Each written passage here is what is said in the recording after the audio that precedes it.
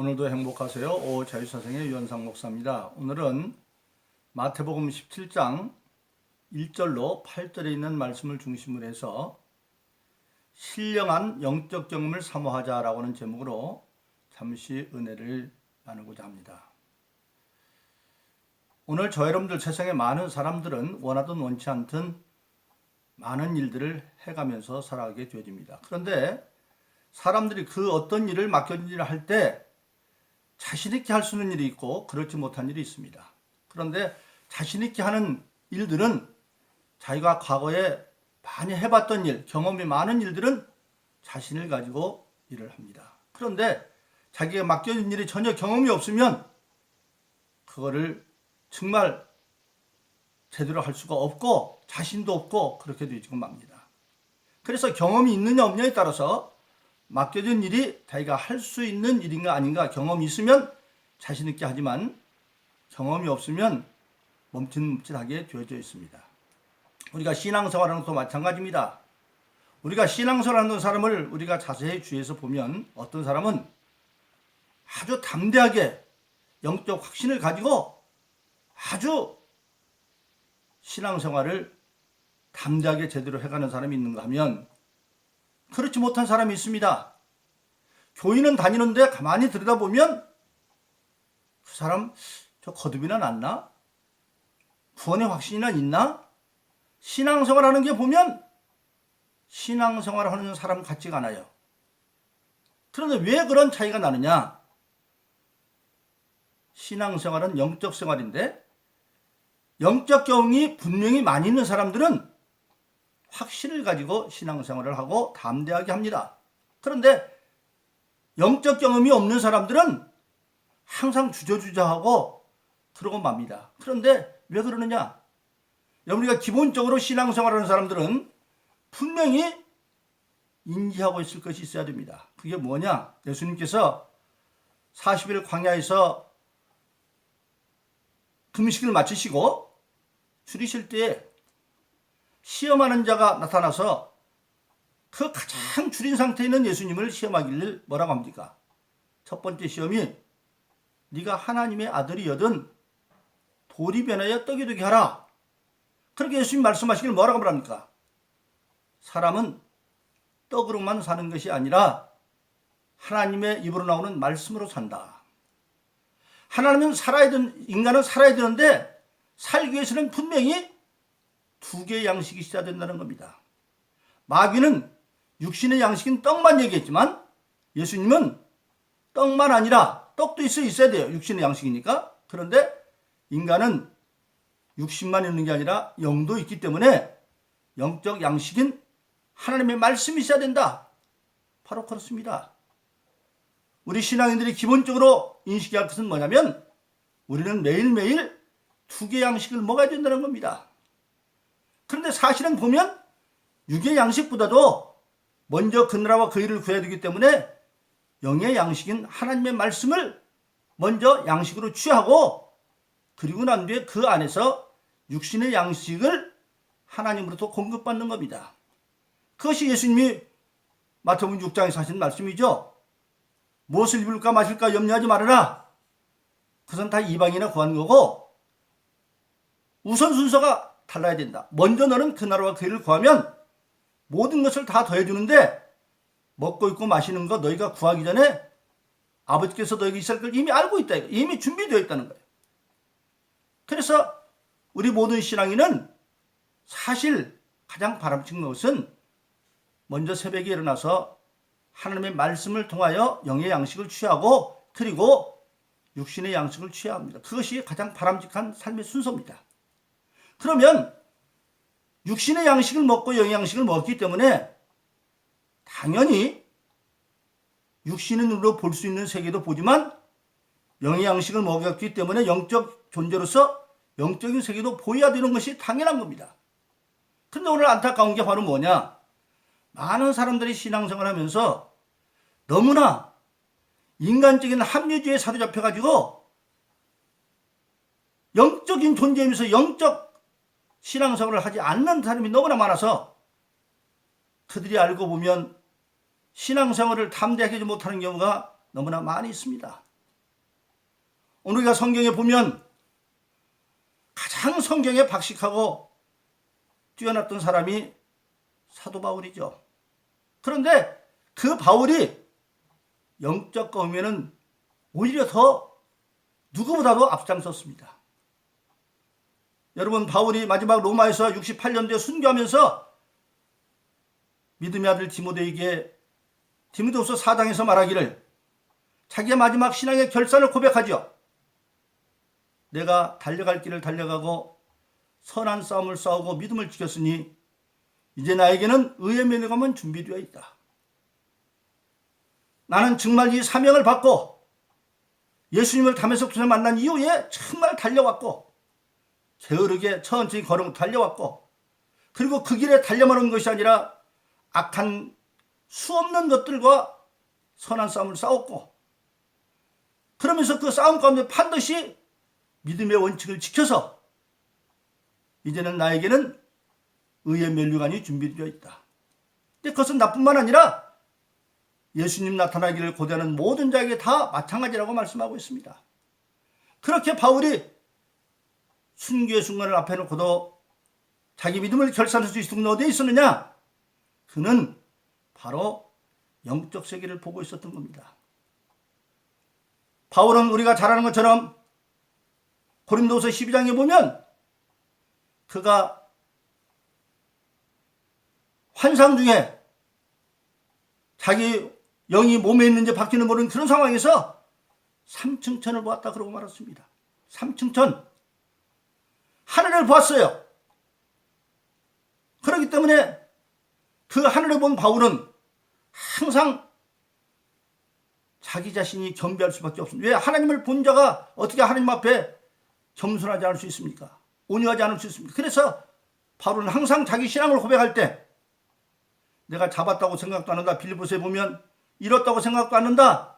나는 앞에는 예수에게 잡혀서 예수를 보고 달려가는 존재에 불과하다고 말하고 있고, 고린도서에서는 또 뭐라고 말합니까? 내가 남에게 전파하고 나는 버림받을까 두렵다.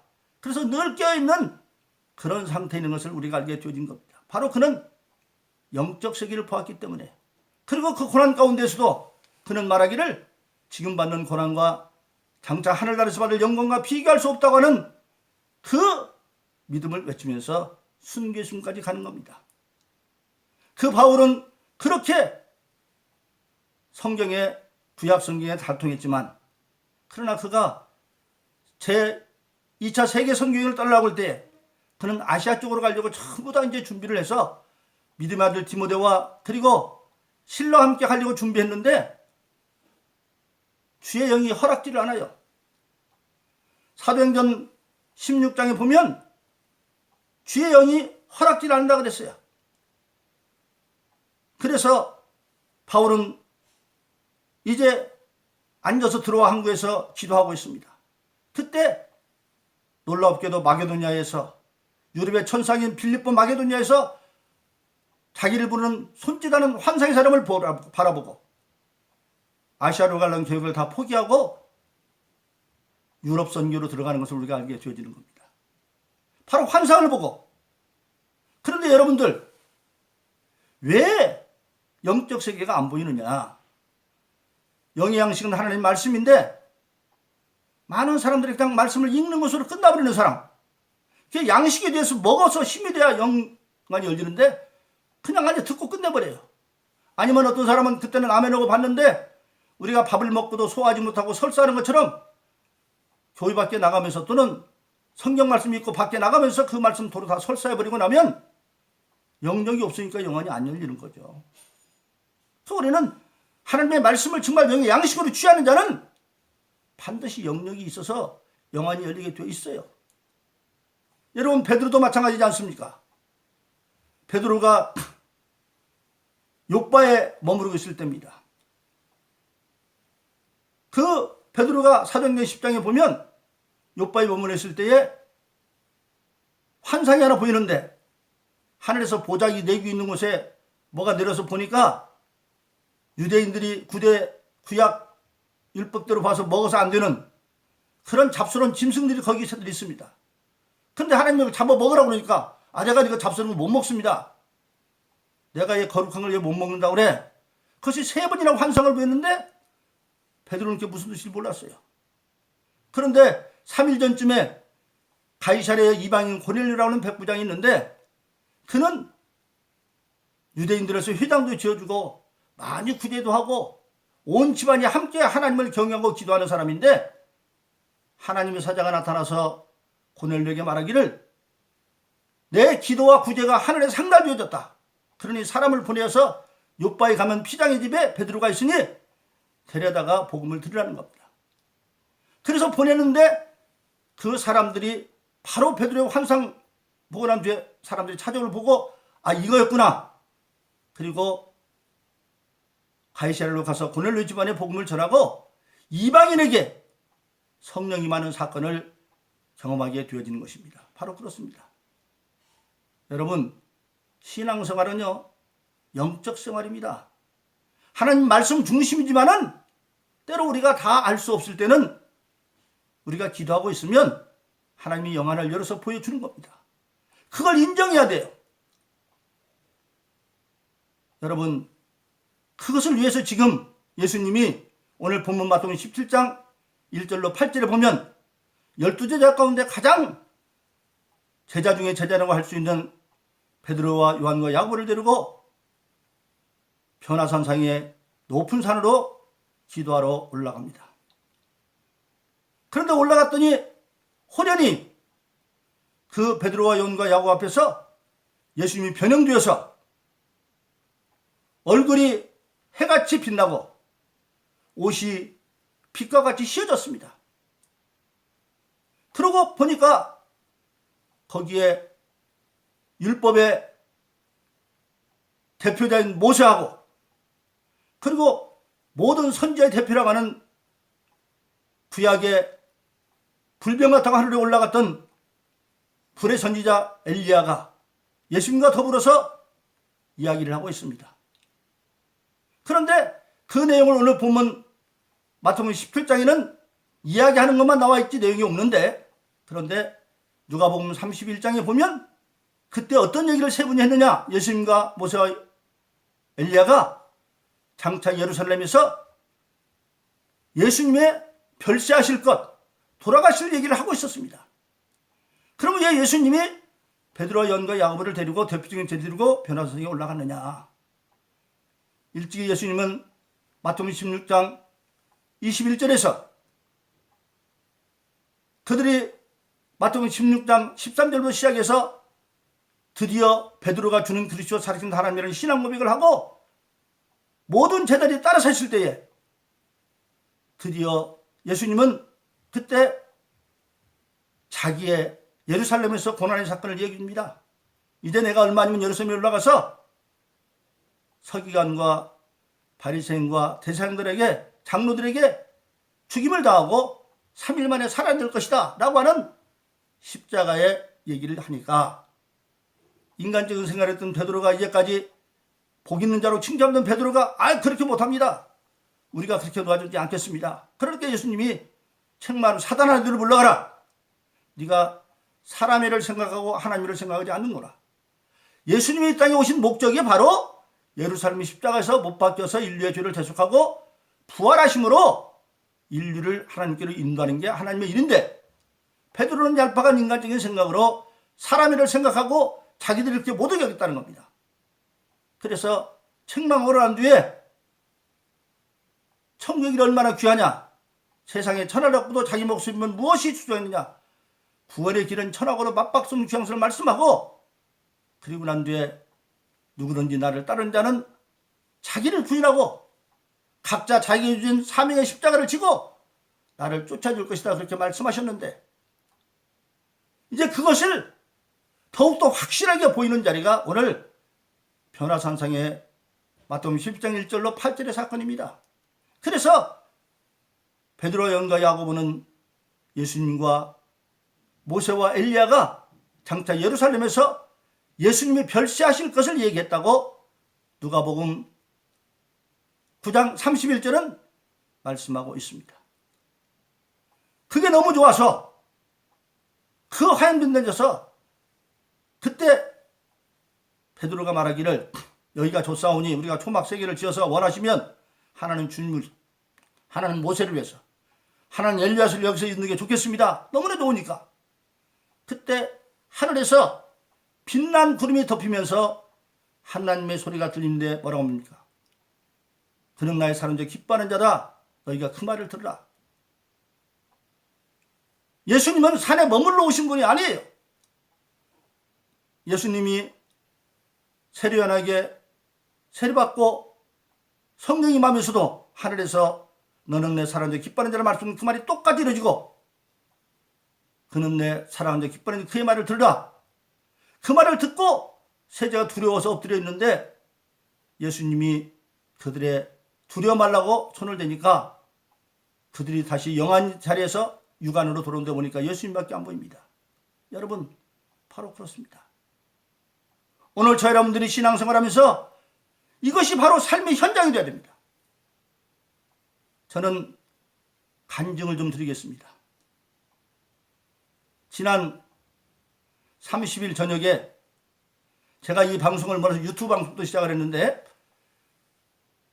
페이스북에다가 저를 소개하면서 오자성 유현상 목사라고 했더니 그건 저는 지금도 모르겠어요. 그 페이스북에 있는 사람들이 오히려 지금 유튜브 방송 듣는 더 많은 분들이 듣는데 페이스북을 타고 세계 곳곳에 나가 있는 선교사님들 다 듣고 있습니다. 한 150여 분이 지금 현재 듣고 있어요. 정말 송구하게도 하나님은 저 같은 사람을 통해서 나눈 하나님의 말씀을 그분들과 함께 나누어서 지금 사역하고 있는데 그 가운데는 저는 모르죠. 어떤 한 분이 참 열심히 그 새벽에 벌써 5시에 제가 이거 올리고 난 뒤에 보면 벌써 듣고 있어요. 아, 그런 분이 메신저 안에 보니까 척추 4번, 5번이 갑자기 돼가지고 몸도 못 움직여가지고 병원에 입원했다고. 그러니까 그분이 인간관계가 좋았던 분인 것 같아요. 90여 분이 막 댓글을 달면서 쭉 나와 있는데 제가 그분을 위해서 평소에도 메신저로 유독 서로 대화를 주고받고는 사이인데 제가 그분한테 전화번호도 모르고 그러니까 메신저로 문자를 보냈어요. 내일 내가 31일 날 새벽에 새벽기도 마치고 5시 30분에 내가 선생님을 위해서 기도를 하겠습니다. 그러니까 선생님은 5시 반에 일어나셔서 성경에 있는 믿는 자의 손으로 3번, 4번 척추에 손을 대고 나는 여기서 기도하고 악하고 더러운 베드로의 장모에 있던 10병을 10병 쫓고 그리고 남긴 병증을 위해서 기도하겠습니다.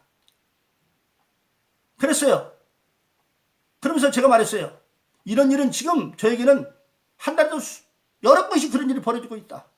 얼마 전에는 제 집사람의 먼 친척들은 그 권사님이 계신데 교통사고로 어려움 가운데 있는데 나는 의학자가 아닌가 모르죠. 서울에 있는 모 병원에 입원했는데 백혈구 수치가 높아서 백혈병으로 돌아간다고 긴급 SOS가 왔어요.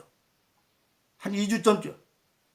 그러니까 우리 집사람이 저한테 전화를 받고 기도했는데 다음날 그 병원에서 다시 검사하니까 백혈구 수치가 없어버렸다는 거예요.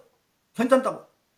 그러니까 그게 기독교 병원이니까 그랬다는 얘기를 제가 해주고 또 저는 20년 30년 얼굴을 못 봤어도 계속 영적 교제를 하고 있는 미국이나 멕시코나 카나다나 있는 성도들이 있습니다. 그분들이 지금도 거기서 아프나 하면 여기서 전화로 기도하면 그들이 깨끗이 낫습니다. 아마 이 유튜브 방송을 들으면서 그분들은 들을 겁니다. 그 얘기를 제가 했어요. 아, 그때 하나님께서 감사하게도 그분의 마음에 감동을 주셨는지 저한테 제 카톡 단으로 자기 전화번호를 알려줘 왔어요. 그래서 내가 얼마나 감사한지 그분한테 그랬어요. 이 페이스북 말고 이제 유튜브 방송에 들어가서 오자성 유현상 목사를 찾아보면 거기 4개월 전에 내가 유튜브 방송 시작하면서 첫째, 모든 치료부터 자유하는 진리. 그게 10몇 시간. 그 다음에 모든 질병부터 자유하는 진리. 자유케 하는 진리 4시간이 있으니까 그걸 찾아서 읽어보시라고. 그리고 내일 새벽에 5시 반에 내가 전화로 기도할 테니까 그렇게 하자고. 그분이 아멘하고 받았어요. 바로 연락이 왔어요. 그 찾아서 지금 모든 지부 자유케 진리를 읽고 있습니다. 그러면서 하나님의 역사했는지 벌써 깨달은 진리를 문자를 보내서 할렐루야. 그분이요, 그래요. 증말될 새벽 5시 반에 해서 하나님의 이적을 받고 예수님으로 출근했으면 좋겠다고 할렐루야 그랬어요.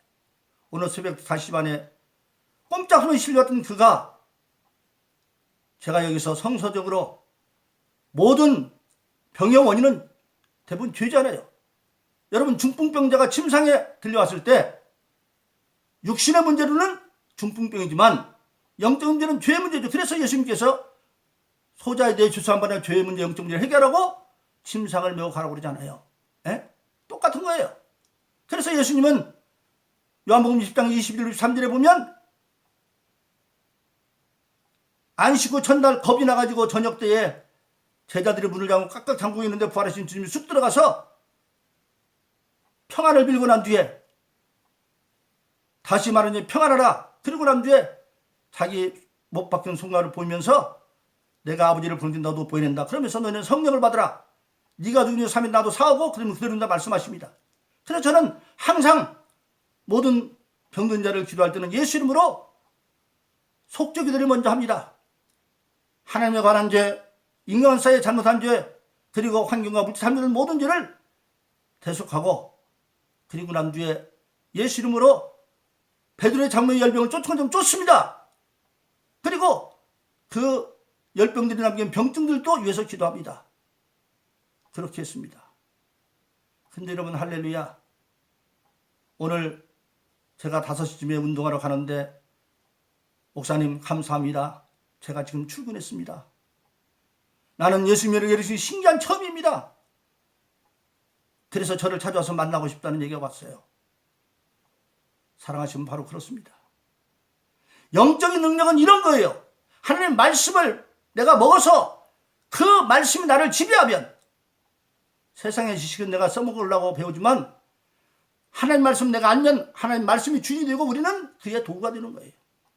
그래서 신앙생활하는 사람들은 마땅히 하나님의 영적 양식 말씀을 먹는 자는 영역이 생기고 영역이 생기면 우리가 미처 구하지 않아도 베드로에게 보였던 환상처럼 바울에게 보였던 환상처럼 우리 눈을 열어서 필요할 때 보여주셔서 우리가 영의 사람으로 살게 해주시는 것입니다. 그러므로 사랑하신 여러분, 저와 여러분들은 주님께서 오늘 변화산상에서 그걸 보임으로 결국은 베드로가 주님이 십자가에 못 박혀 부활하신 뒤에 만난 뒤에 이 변화선생의 이 모든 것이 이런 것을 보고 그는 순교하기까지 사명을 감당하게 되었던 것입니다. 그러므로 사랑하는 여러분 바로 그렇습니다.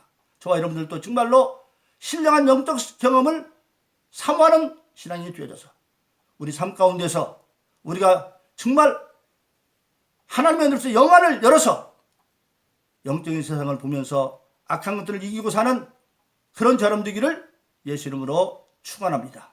오늘도 행복하세요. 오 자유세상의 유현상 목사였습니다. 감사합니다.